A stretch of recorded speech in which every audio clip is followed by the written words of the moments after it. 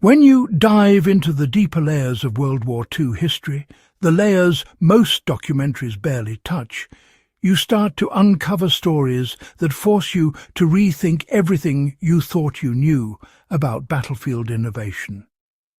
Before we get into the details, make sure you subscribe to the channel so you don't miss future deep dive historical breakdowns like this. Now, here's the truth. When national armies ran out of industrial resources or found themselves cut off from supply routes, they didn't fold. They improvised. They built weapons in barns, basements, prison camps, and forest hideouts. And many of those improvised tools, crude, risky, and sometimes brilliant, ended up shaping real firefights. Let's get into the forgotten homemade weapons that weren't just experiments, but ones that actually saw action in World War II battles. How resistance groups relied on handcrafted explosives when industrial munitions ran dry. In every occupied country, from Poland to Denmark, resistance groups faced the same problem.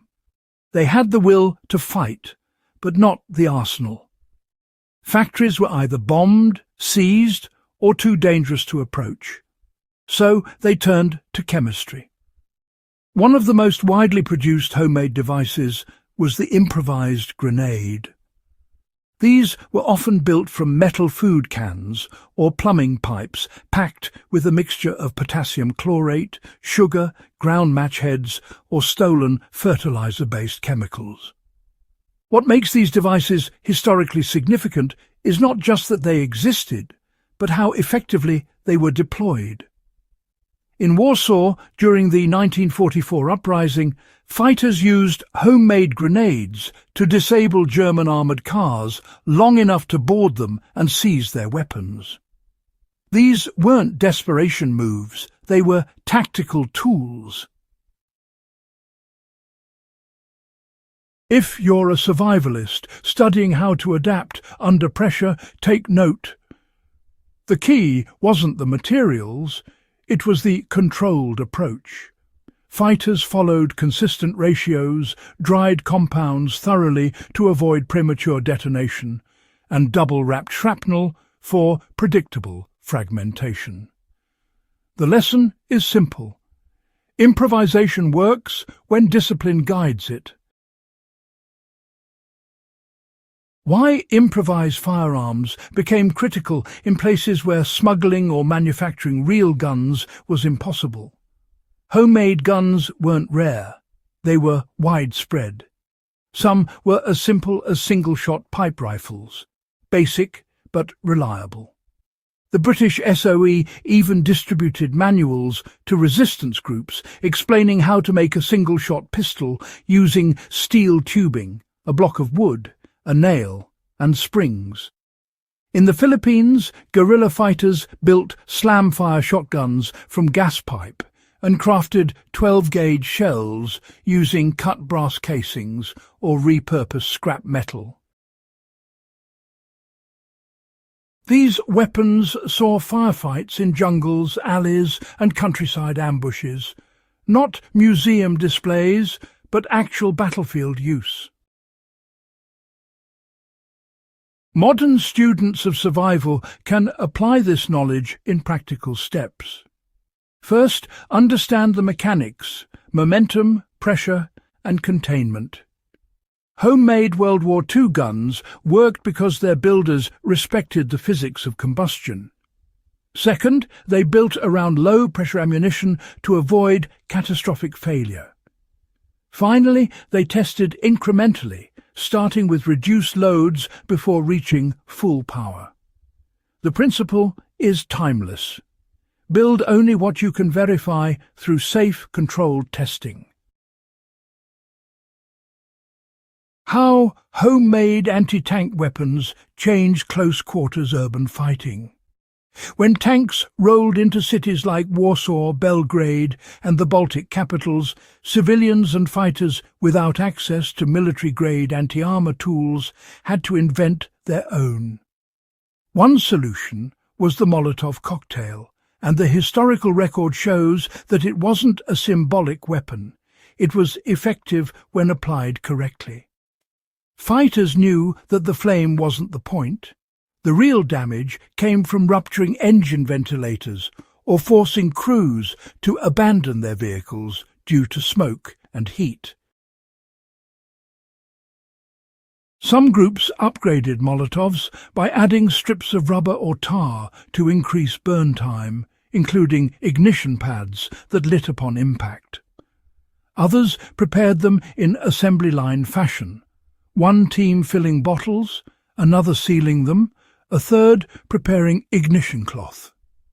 These weren't chaotic gatherings of amateurs, they were methodical operations that kept cities fighting longer than military planners expected. For today's military historians or survival instructors, the takeaway is process. Any improvised tool becomes exponentially more effective when treated as a component in a system rather than an isolated trick. How battlefield scrap turned into weapons when both sides ran dangerously low on supplies. In North Africa, some Allied units crafted grape-shot-style canisters by filling tins with metal fragments and loading them into makeshift launchers. In the Soviet Union, partisans turned unexploded German bombs into mine casings.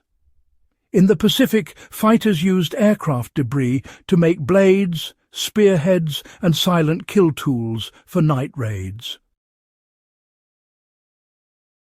One standout example comes from the Leningrad region, where partisans crafted bow and arrow sets, yes, in World War II, not as relics but as practical tools for silent elimination of sentries. These weren't toys. They used laminated wood, metal tips cut from shrapnel, and strings made from twisted electrical wire or animal sinew.